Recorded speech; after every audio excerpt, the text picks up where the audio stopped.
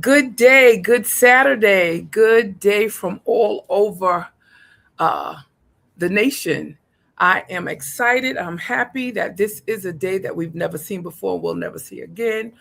I am very honored to be able to host this live on kidney awareness and CKD and everything that it has to offer. My name is Sharice Boyd, Elder Sharice Boyd. I am a woman that carries many hats and many titles. Today, I am doubly honored to bring to you discussions, testimonies, questions, and prevention surrounding kidney disease, how it's important to prevent it and be on top of it. We are grateful today on this wonderful Saturday. We know that this live will be repeated and aired on different platforms, but I am excited to have a return guest with us, Miss Tawanda D. She will introduce herself and pronounce her last name properly. I certainly don't want to mess it up. I'm so excited for her to come on today and give us an update from our meet last year. And I'm doubly honored to meet this man of valor, this debonair man that so many people have been asking me about. None other than Mr. Mario Harrison. He is coming from us all the way from Louisiana. I want to say Baton Rouge, if I'm not mistaken. Am I right, Mr. Mario? Yes, ma'am. Baton Rouge. Yes. So I will have each of them come momentarily and they will give their testimonies. I'm excited that um, we're actually bringing this topic to the forefront once again, that we try to do annually and then more. I'm excited to let everyone know who's listening in and tuning in. I am a certified kidney advocate coach. I have been certified by the American Kidney Fund, and I'm out of Pitt County, Eastern North Carolina, right here in the heart of Greenville. One of my many goals is to speak with individuals who have poor insight into kidney disease and what relates to it, what to ask the physician and the doctor for when we go see a physician, and what some of the early warning signs are. So, without further ado, I am going to ask Mr. Mario to introduce himself and give his own bio in his own way to our audience. Into your hands, sir. Well, hello, everyone. I'm Mario Harrison. I'm from Baton Rouge, Louisiana. And I've been off dialysis for, it'll be 15 years in April. I, I, I was diagnosed with diabetes at the age of 9, type 1. 9 years old. Wow. Yes, ma'am. So, Explain to us what type 1 actually means. type 1 is juvenile diabetes. Juvenile, like I said, I was 9 years old, and usually type 1 does take insulin shots. Type 2 usually doesn't. So that's about it. So, um, I'm going to put a pin right there because I definitely have some questions regarding that. But I also want our queen to come introduce herself and give a little bit about your testimony. That's totally exciting because for those who are returning viewers, they remember you were with me around this time last year. Yes, hello friends. Today, this is Twana Drone.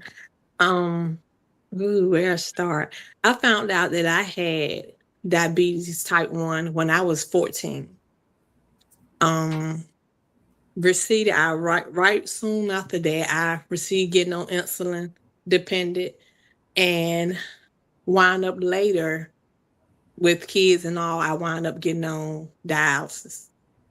And today I come to tell y'all that just February the 12th, I was called to receive my transplant.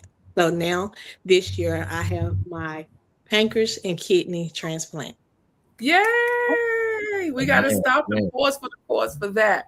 This is All the right. same young lady who was my guest this time last year, waiting, and waiting. So we're excited about your recovery. How are you feeling? How's it going? I feel great. Okay.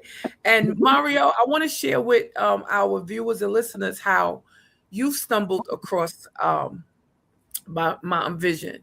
So Mario and I, along with so many others, we are uh, members of support groups, and this in particular, a transplant support group. And one day, Mario had this wonderful testimony that he shared with the group, and it immediately made me think of Tawanda because it had to be just days after your surgery. And I said, well, let me reach out to Mario and see if he wants to be a part of our discussion today. So, Mario, I'm glad that you accepted the invitation. I'm ecstatic about Tawanda. Tawanda is a young lady that we linked due to her relative that I work with. And she said, hey, can you talk to my niece? And we kind of talked, and we were actually on an awareness program last year when she was in need of questions to be answered, directions to go in. And I want to say that I believe I was a part of her encouragement and inspiration and guidance. And I do remember saying to you, it won't be as long as you think. And I didn't even know what I was saying, but it won't be as long as you think. Before I turn it over to questions, I just want those who don't know, I am not a person that has ever been diagnosed with diabetes. My history is with hypertension, which is just a layman's term for high blood pressure. I was diagnosed with high blood pressure at the age of 18, and I am in my 60th year of living this year. I will be 60 in August. I look good, right? Yes, ma'am. You really look good. Yes. So from 18 years old up until my late 50s, I was taking blood pressure medication. Everyone should know just by my sentence that causes long-term effects. And the effect was my kidneys. Nonetheless, you can look at past media shows that I've done to hear my story in detail, and I may come back on later on this year to speak about it. But right now, I want to get into some questions and kind of take a look and see if there's any comments. Um, to you, Mario, you spoke about being diagnosed at 9. Now you're just 9, so you don't know what's going on. What happened? What did your parent or your guardian see? What went on to even give you a 9-year-old diagnosis? Um, I was I was always thirsty. Mm, I stayed thirsty. I was drinking a lot of water, a lot of orange juice, a lot of whatever really, and I I lost a lot of weight like rapidly, real fast. So my grandfather, I was living with my grandparents. My grandfather took me to the doctor, and the doctor took one look at me and said, "Take him to the emergency room. He has diabetes." He knew just from looking at me. So he took me, and once he took me, I must have stayed there like 2 to 3 weeks, hospitalized. I had to learn everything. I had to learn how to give myself insulin shots, take test my blood sugar, and so that's basically what happened. okay, so certainly you're going to school at this time, right? Yes. How are you handling that? Hold on to that question. Um, Tawanda, 14. Brief us Yeah. on how you learned about it. It was the same way. Like I had to like drink anything I could put my hands on. Steady had to go to the bathroom. To was times that we'll leave the house, and my mom I gotta go to the bathroom. There was times I was about to urinate on myself. Like I'm like something ain't right, but we still couldn't put our finger on it because we didn't have a family member in our family that had it. Like we did, but it was like down the line. So it's just little signs was happening, and one day my mom just like something ain't right, and she just took me to the emergency room, and they kept doing tests, and I'm like, it's taking them a long time. You 14, you like, what's going on? They keep doing all this blood work, and then they came in and said she has type 1 diabetes, and my blood sugars was way over the machine just said high. How about you, Mario? What was your blood sugar level? My blood sugar was 900. Yeah. Okay. So y'all educate me because I don't know what these numbers mean. I'm sure Yes, a lot of people listening Yeah. and will be. What does that mean? What is normal? What's not normal? Who wants to take 900, the lead from that?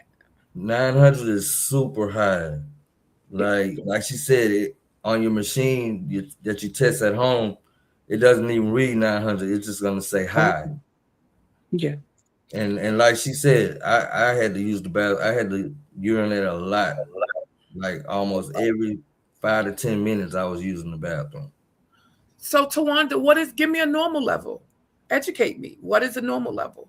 I want to say the normal level probably like from 70 to sometimes they'll tell you maybe 200 too high, but they want to keep it in a normal range. So Because I definitely know, 70. yeah, because the machine will let it allows at least to 400. But 400 is even high, but the machine will go at least to 400. So Mario, what do you say? 70 in between 70 and what would be normal? Like 70 to 130, 120 Okay. 70 to was a 120.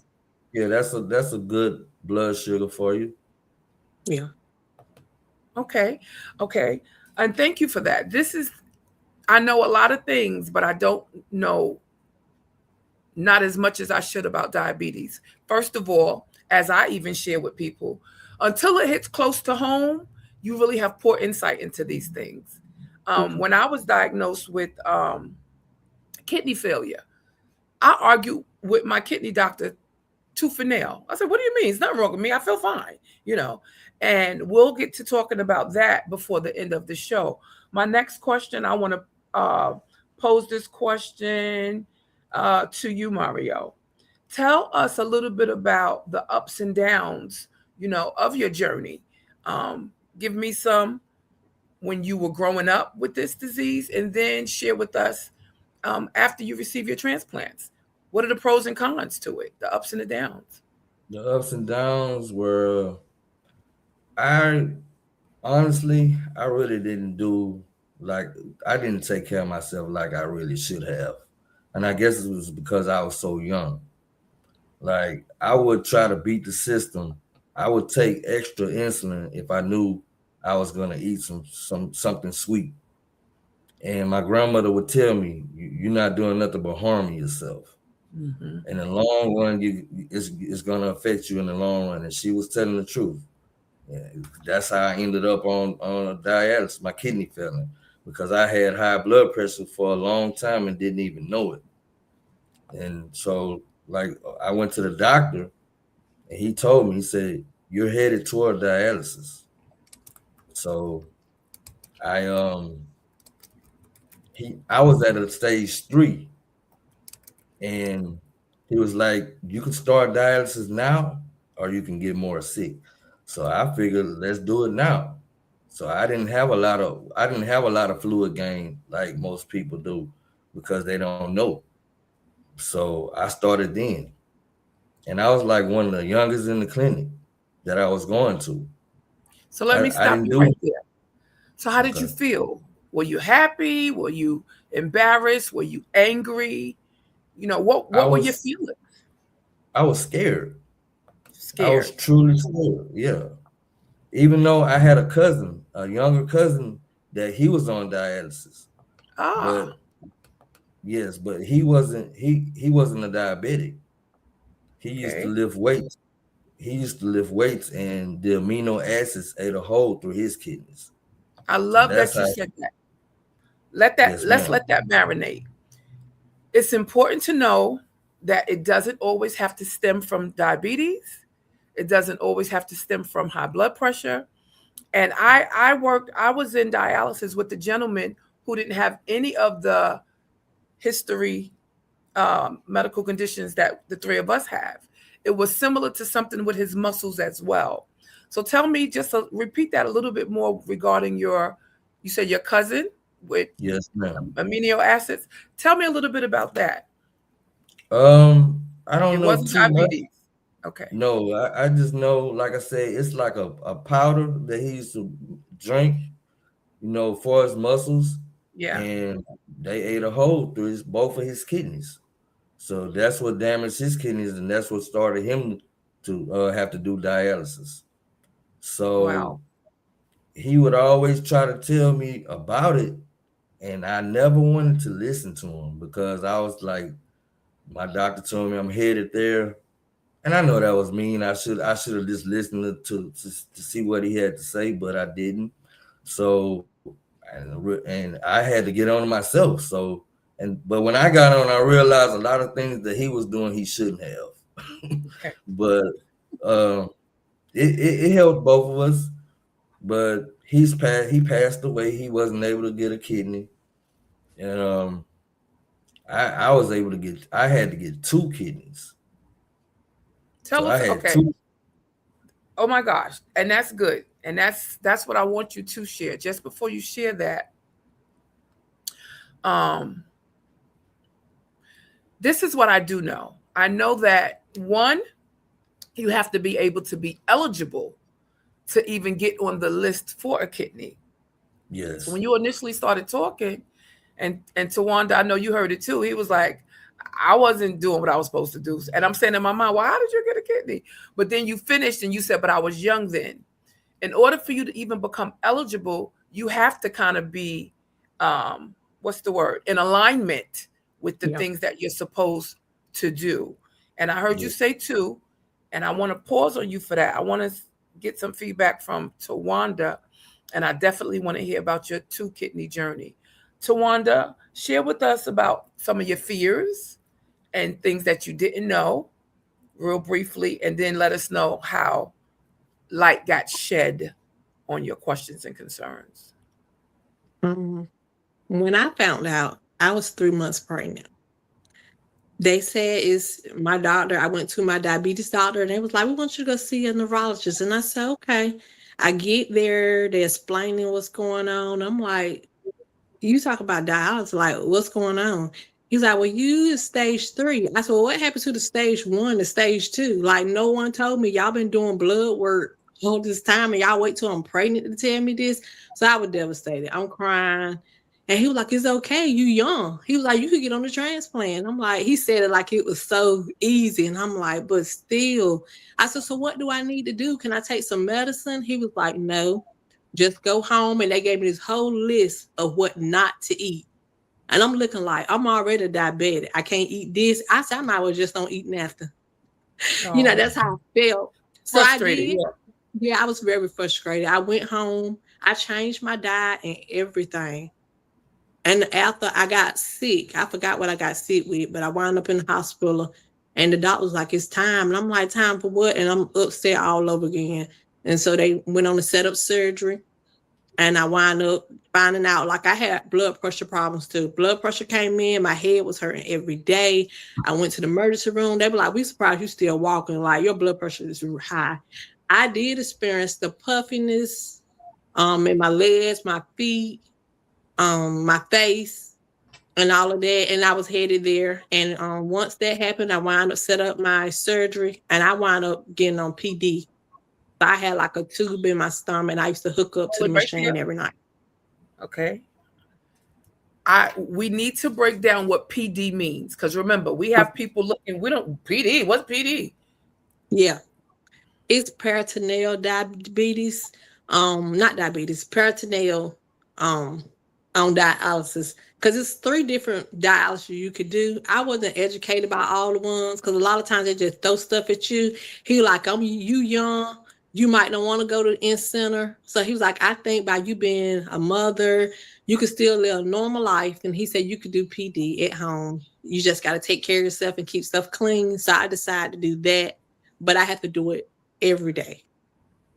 Yes, I do remember that's how we met. And we spoke about that, and your outcome is phenomenal. I was offered that as well, and I refused it. I didn't want anything in my abdominal area. Let me pause and hear from you, Mario. What type of dialysis treatment did you receive? I had to go to the clinic. I don't quite remember if I was offered to do PD, but I went to the clinic. So did you have a fistula in your arm or a graft in your arm? A graft. So you had a graft. Okay. So here we are, ladies and gentlemen. We have 3 individuals. Mario had a graft in his arm. I had a fistula. Now, I was told and educated that a fistula would have been the best insertion over the graft. That's what I was educated on. And I actually did my own research. And that's what I encourage everyone. We are living in the 21st century, and we have the opportunity and the ability to do our own research. Oftentimes, we're so used to asking someone or seeking someone. But in this day and age, you can ask Google just about anything. And I strongly encourage us as a people to do that, especially people that look like me. And there's a profound scripture that I will be less than who I am as a woman of God if I don't echo it. And it is, my people are destroyed for lack of knowledge. So in all thy getting, get your understanding. Get it. Mario, 2-time kidney transplant receiver. Tell us about it.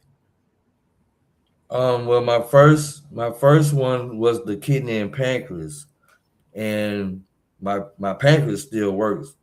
So that's been like 22 years now. And my kidney only lasts for 2 years. When I was on the stretcher and they was rolling me to the back, they told me that the kidney that I was about to receive had already had traces of high blood pressure. So they told me it would last 3 years, but it only lasted 2 years. So they were able to tell me it was only going to last for about 3 years. But what was I supposed to say? No, I don't want it. Just give me the pancreas. No, I accepted it, and I did what I could with it. And like I said, I didn't do what I was supposed to. I was, like I said, I was young, scared. But the kidney that I have now, I'm doing what I'm supposed to do. I take my medicine on time. I drink nothing but water. So yeah, My kind of guy. right. I need this kidney to last me for a long time. I am so happy to hear your disclosures. You actually answered my question spot on. I said, give me the ups and the downs. And once we get kidney transplants, they say, hey, you don't have to limit your liquid intake now. You can drink now. I told myself I only want water. And we have the liberty to drink whatever we want. I stick to water. I stick to water. I stick to water. Transplants are so far and few in between to come by. We're taught, we're educated. If we're blessed and graced enough to receive one, we're supposed to care for it and take care of it like it's the most priceless, precious commodity ever. Agree? Yes, ma'am. Yes, ma'am. I went to see my nephrologist just yesterday. I'm going to be brief. And life, the cares of life can weigh down on you subconsciously, that things can begin to change in your life. For me, I have this phobia of using the lavatory everywhere. I don't like going to restrooms everywhere. I just like despise it. I rather, be in clean areas, and certainly we all do.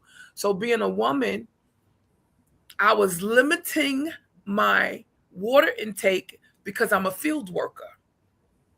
And that was not good for me once I got my lab work yesterday. So I have to find a way to sip water during the day and just make a way to release myself. So that's my current challenge. The praise that I can share with you is, even though I was offered to drink anything after the transplant, I choose water 95% of the time. And when I don't, I might do lemonade and still put water in it. What's your preference, Tawanda, for your current diet intake? Water and lemonade. Yeah. And how about you, Mario? Strictly water, that's it?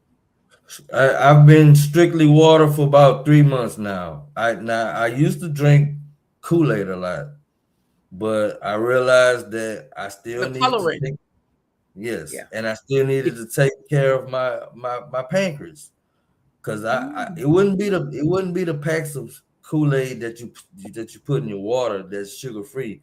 I would make my own Kool-Aid with sugar. And like I said, I realized that would be like the only thing sweet that I would have, the drinks. I when I had my pancreas, I didn't go back to eating cake or candy. I didn't do that. So basically, it was just to drink what I was drinking. So I just decided from now on, I'm gonna just drink water. Okay. I want to thank Miss Ethel for being on. I want to thank Natasha Gottlieb, who is a very close friend of mine, for being on. I can't see everyone that's on right now, but for those of you who are on, I'm grateful for you. And those of you that will see the replay, I don't know a lot about the pancreas, but here's my question. Once you receive a pancreas transplant, Tawanda and Mario, does that mean that you can just go on and have sugar intake like a regular, ordinary person that has their pancreas working in normal condition? Or do you still have to be careful and treat your daily living like you're a diabetic? Now that I don't know, but I'm so kind of like disciplined with it. I ain't playing around with it. So I'm still trying to like eat in moderation. I don't mess with a lot of sweets. Still trying to eat healthy, if that makes So sense. it does. So Mario, who's a vet with this, let me hear from you for Yeah, that same question. it's not good to just you really can eat. Basically, you can eat what you want, but it's not good to. It's good to still live like you have diabetes. And a diabetic diet is one of the best diets to be on. So Yeah. it's good to just be very lenient with sugar if you're gonna do it. Okay. And I'm gonna go with that. These days, come on, y'all, we know fast food is really not good for us. Processed food is not good for any individual's body, any No. individuals, from young to old. It's just not. We're living in a world where we've moved away from home cooking. If we all think back into our family's generations, I'm sure Miss Ethel could tell you, these things were not a topic of discussion. And my father, who's still living, he stated to me, I don't recall seeing dialysis centers when he was raising us as children. Now they're popped up all over the place.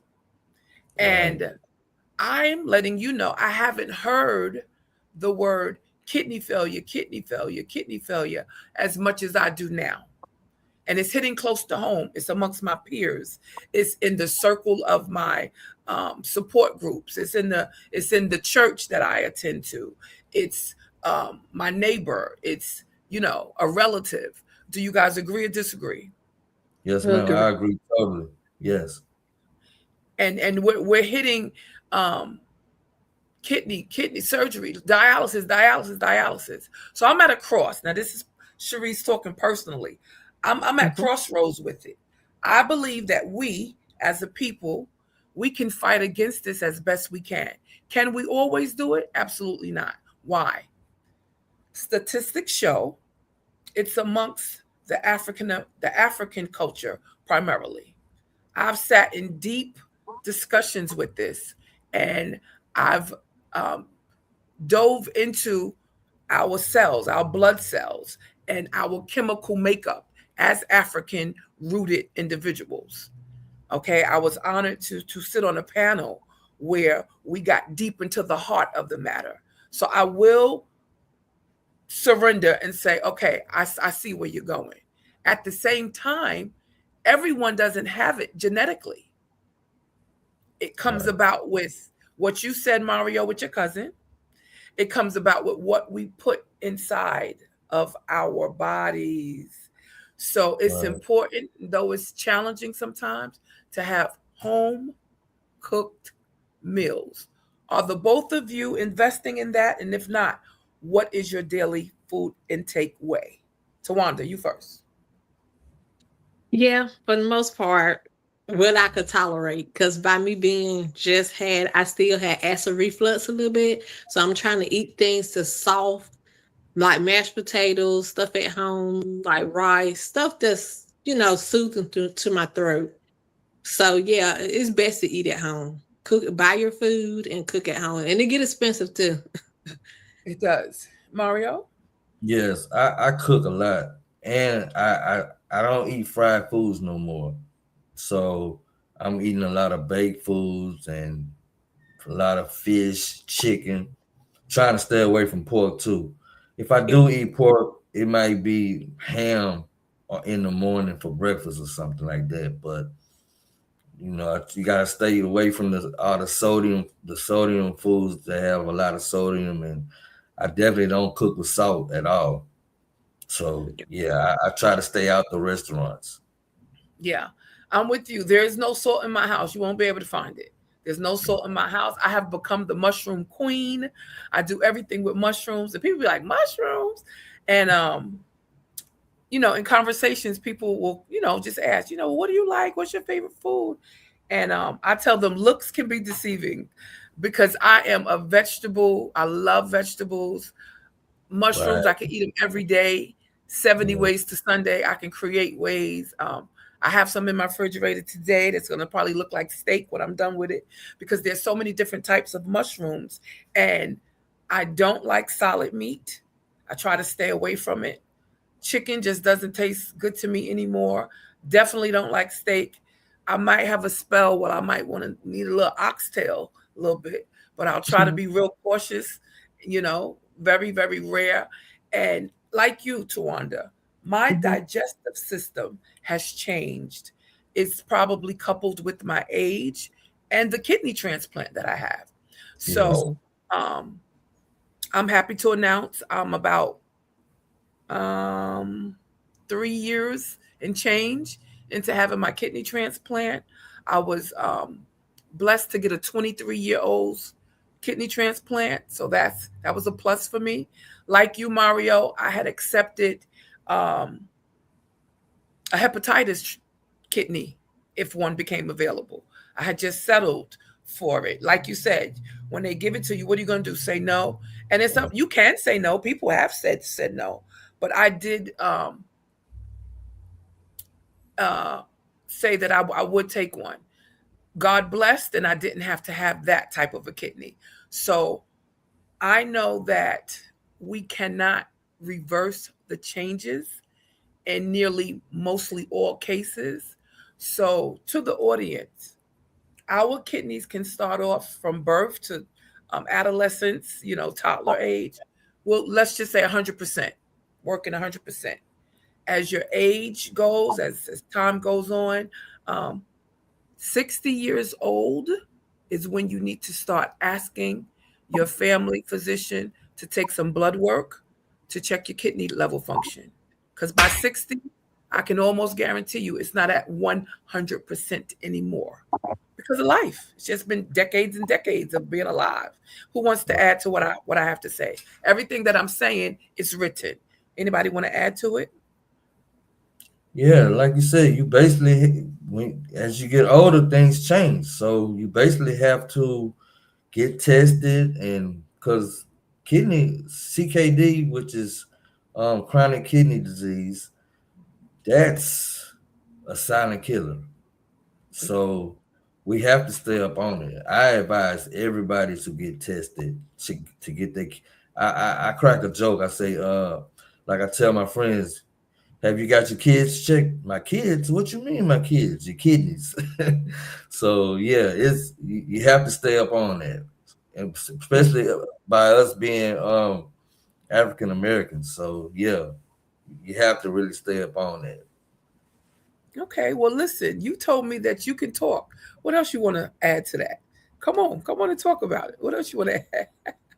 Um, no, you putting me on the spot, but no, I'm just saying like I am. I've been through so much. I've been through so much, and I gotta praise God every day for it because I'm blind in my left eye from diabetes, but I was totally blind out of both eyes for a month and a half, Wow. Testify. and I was on dialysis and still a diabetic all at the same time. So God delivered me from that. He let me see again. You know how they say I was once blind, but now I can see again? That's a true statement from me. Yeah. But yeah, every morning I wake up and I give him all the praise and glory for it. So, and that's why I need to take care of. I really need to take care of this kidney he gave me. And they say what a pancreas. I mean, not a pancreas, just a transplant period usually lasts from 8 to 10 years. I've had my pancreas for 22 years. It'll be 22 years April 16th. And I'll be 50. I'll be 50 Good Friday. So yes, thank you so much. Thank you. Yes, yes. Your story is so powerful. It needs to grow legs, and it needs to be able to be echoed throughout not only our nation, but throughout the world. And think it not strange that of all the people that had these testimonies, Tawanda, all these people that's on that support group that we're both a part of, his stuck out to me the most. And believe me, I'm not downplaying any of them. They all touch my heart. They're all passionate. But it was something about you, Mario, and you can charge it to God. Um, Yes. we're learning, the world is learning, who doesn't know you already, didn't know the details about the blindness in your eyes in relation to diabetes. I know many individuals that are diagnosed and challenged with diabetes. And as much as I speak with them, there are some bad habits that they still engage in, like smoking cigarettes, still eating hearty, hefty foods that goes against what their body can tolerate, still eating the sugary foods because that's what they crave. And I get it. But it has to be a fight. One out of every 7 people are diagnosed with kidney challenges. I'm gonna say it again. Just count.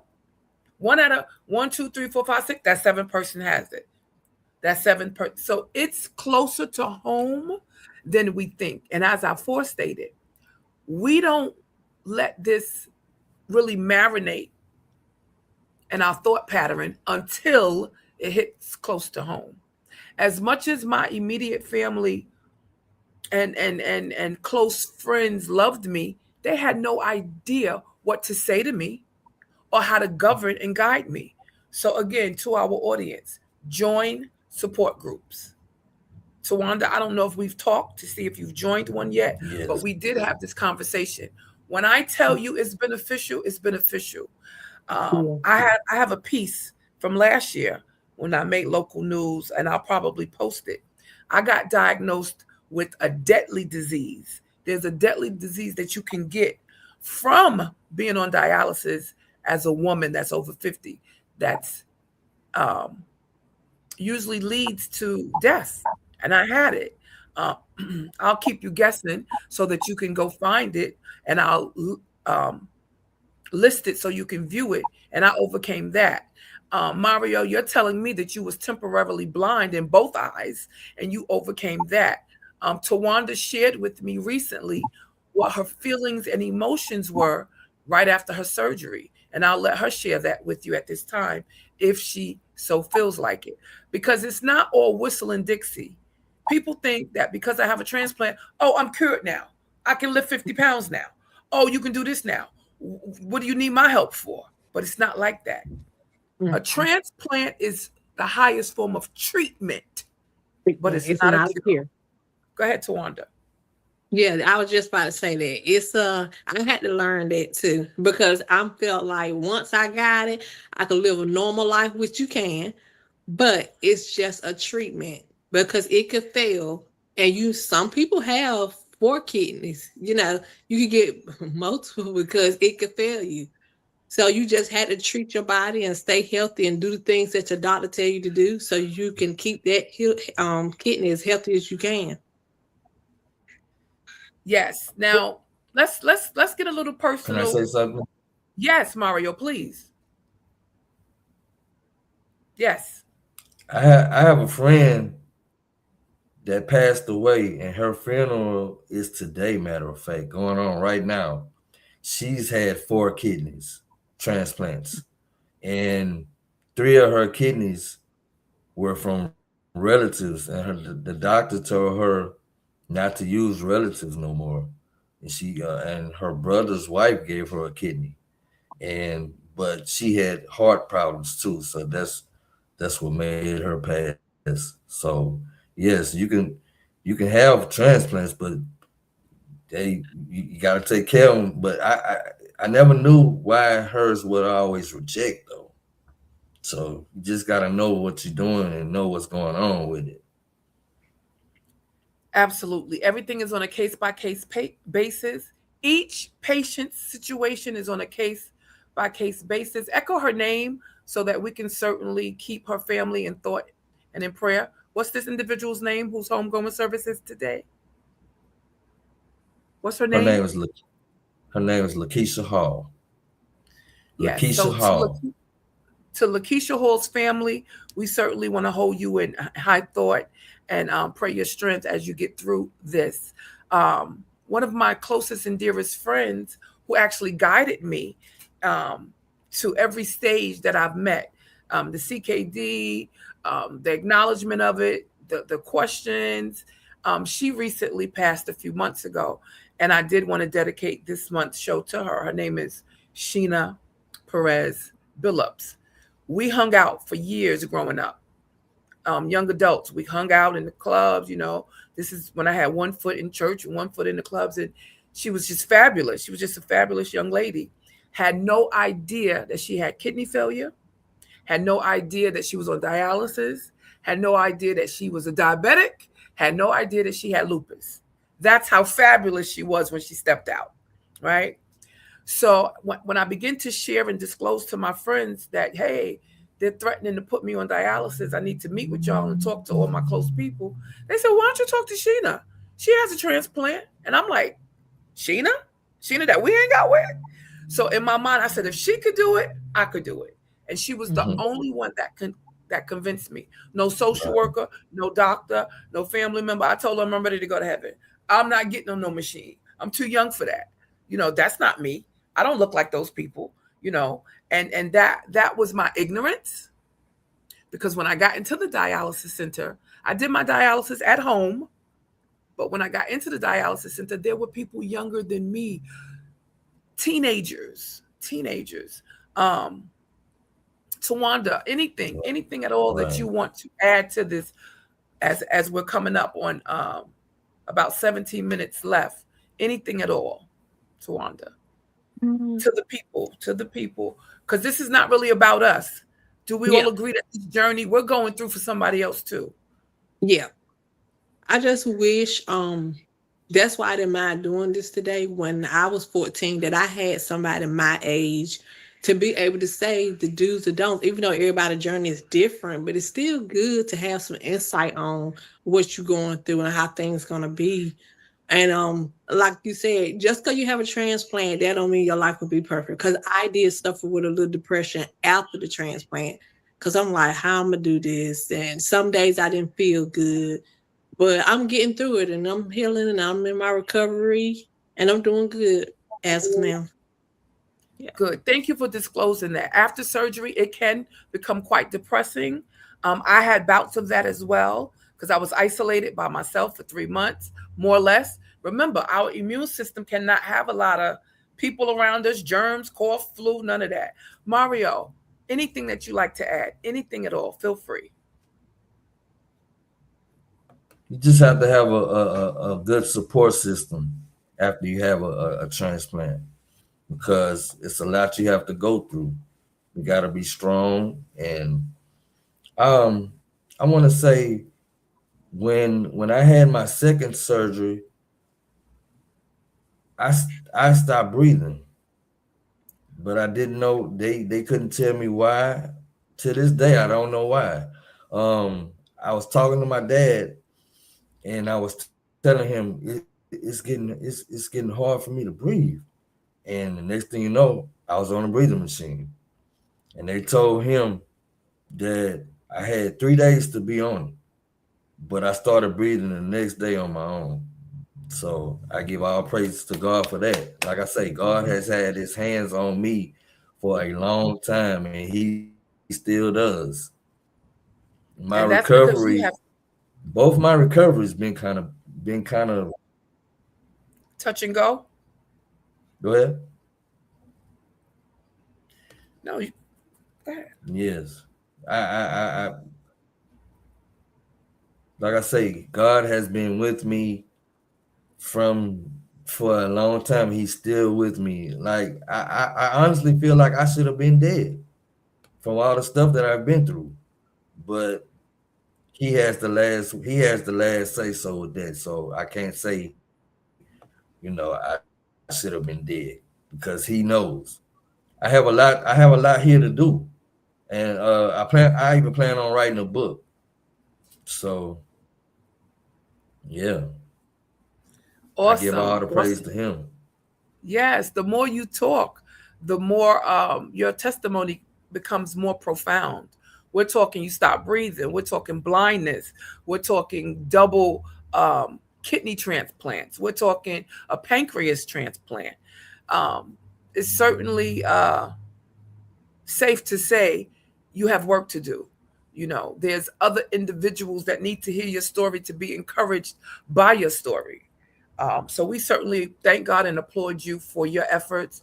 Tawanda, honored and privileged to call you a friend. Have met you through your aunt Vicky, my coworker, Miss Shaw, and for her even reaching out to me, saying, "Hey, you've been through something that's kind of similar to what my niece is going through. Do you think you can speak with her?" Mhm. Glad that we did talk. There were some nights that we had to share, and that's what we as individuals are here for, to be helpers one to another. Our Yeah. work is certainly not through regarding this. And one thing for certain, and two things for sure, we all have to leave this planet called Earth. Mhm. So while we're here, we can gain as much insight as we can to live productive, proactive lives, comfortable as possible. We are gracious to be in the 21st century where there's so many types of research that is coming across for this disease. Sometimes we're considered to be on the bottom of the totem pole, but we're gaining more and more exposure. It's up to people like you, Tawanda, and you, Mario, and myself. And we're grateful for this platform where we will have the ability to repeat and air this on GPAC TV cable station here locally in Eastern North Carolina, where they can go on the site and you could go on YouTube and you can key in my name um, under GPAC and you can see the various topics that we've discussed regarding kidney prevention with CKD and all of that. And it's up to you guys to contact me. Um, all of us are on Facebook. All of us have our links open to be messaged. Let's get out there so that others can be able to fight this before it gets to the place that we've had to journey through. We're all victorious.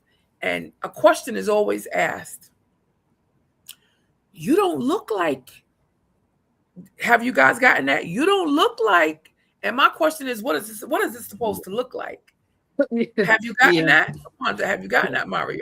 I got to a point I just get frustrated. Yes, I'm like, how do a kidney patient look? I get that all the time. Yeah, you don't look like, and the Right, way, right. because the way we carry ourselves, this is what it's supposed to look like. Because this right here that I see, this is God being before us. And Yeah. God said in his word that he'll beautify the meek. He'll beautify the meek with salvation. So let's stop waiting for what it looks like on the outside, because we have the ability to take care of ourselves on the outside and, more importantly, on the inside, and prominent the spiritual side. Do you agree? I agree. Yeah. So this is what it Yes, looks like, ladies and gentlemen. totally And agree. we wear it and we wear it well. We wear it and we wear it well. Don't be fooled. It is a challenge. It is a challenge, but we have the ability to confound the enemy, to pull ourselves up from our bootstraps and keep pressing every day.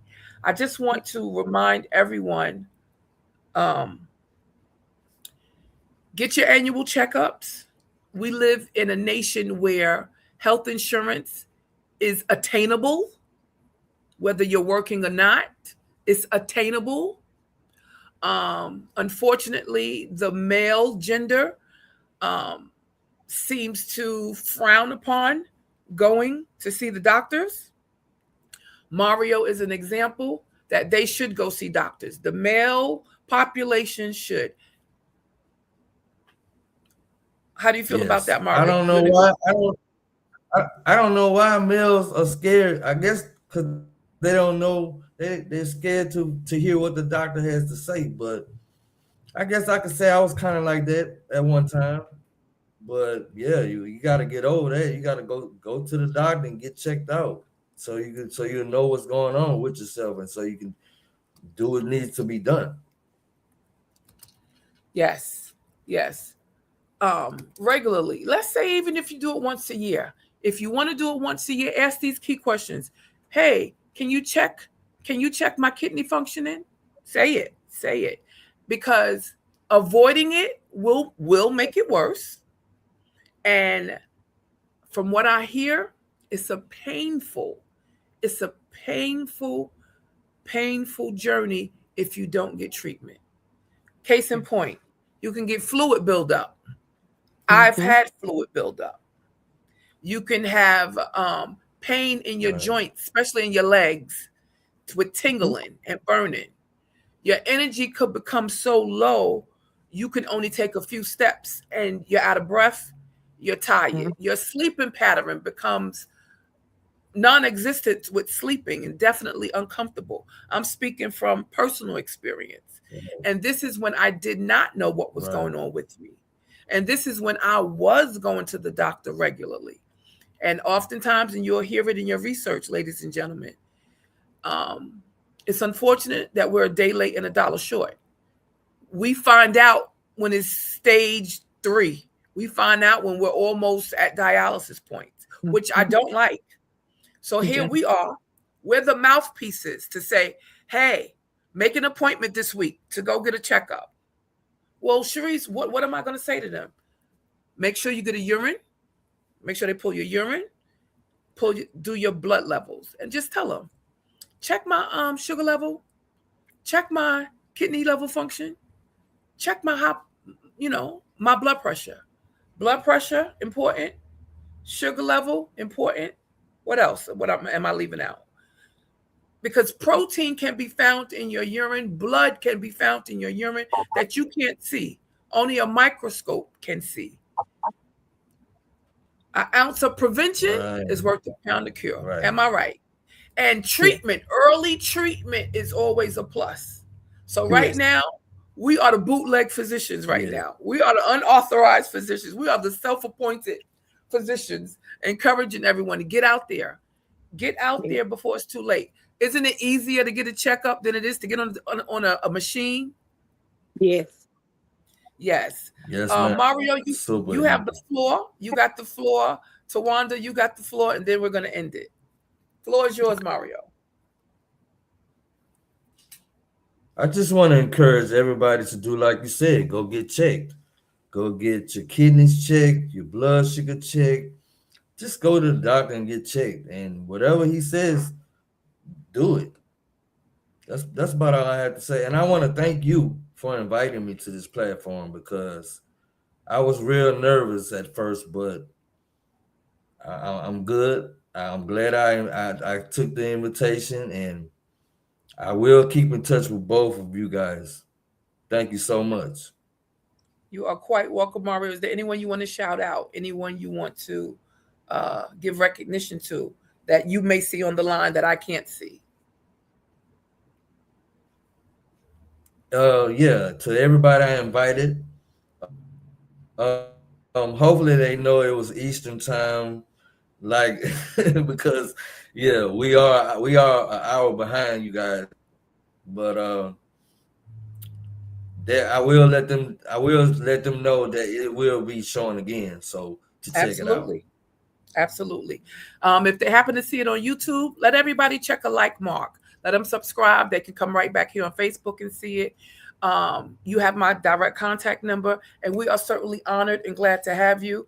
I'm going to ride this kidney awareness ride, and you can certainly come and jump on board and ride it with me. Tawanda, how about you?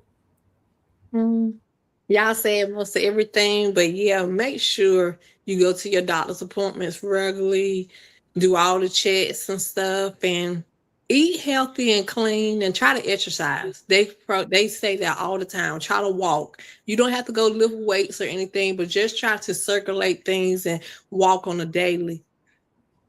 Yes. And that's a challenge for me because I have about 150 jobs, but it's no excuse. Walking. Know this, and I don't think any of us mentioned this, but it's certainly important. Once we have these transplants, to our audience, we are on lifetime medications. Yeah. We forgot to mention that, right, Mario and Tawanda? Yeah. We are on lifetime medications. Oh, yeah. One of my, do you see who I have up here? This is my number one nurse. This was my nephrologist nurse. Let's give it up for Nurse Benicia Hill. She's on. She has just warmed my heart. This is the first nurse that I had that held my hand to the end. Did you guys have any medical practitioners that you felt were very supportive to you, Mario? Or you, Tawanda? Yes. Mario, Well, my kidney doctor now, my kidney doctor now, and my nurse practitioner was my nurse at dialysis. So I give all praise and honor to her because she really looks out for me, and so does my nephrologist, Dr. Merrill.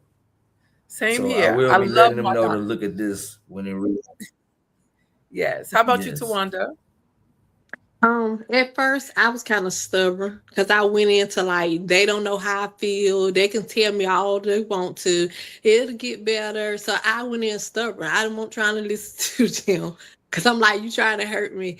But I did find a young lady that used to draw my blood on the monthly when I used to go. And she encouraged me all the time, telling me what good mother I am and how I'm taking care of myself and stuff. And me and her form a relationship. So she calls me on the regular and check on me. Awesome. You can certainly find me right here. I am Sharice Boyd Jackson. You see me up here. Time is not going to permit these little fingers to do all that typing on the screen, but I'm definitely not hard to find. Awesome Radio Network. That's where we are on Facebook and YouTube. GPAC TV. That is our cable station. You can find us. We are not hard to find. I want to thank our managers here, our owners here, our shop callers here, Akila Thigpen McCardell. She is the powering force behind the scenes. I'm grateful to her. She gives me the liberty to bring these types of important topics to the forefront. And I would love for those to journey with me. We have a ways to go, and I am equipped and ready to expose, teach, and educate on prevention of CKD. Thank you, our guest, and encourage your family and loved ones to watch this, like it, and support it. Thank you for this time. To Mario and to Tawanda. Blessings always. Thank you. You're quite welcome.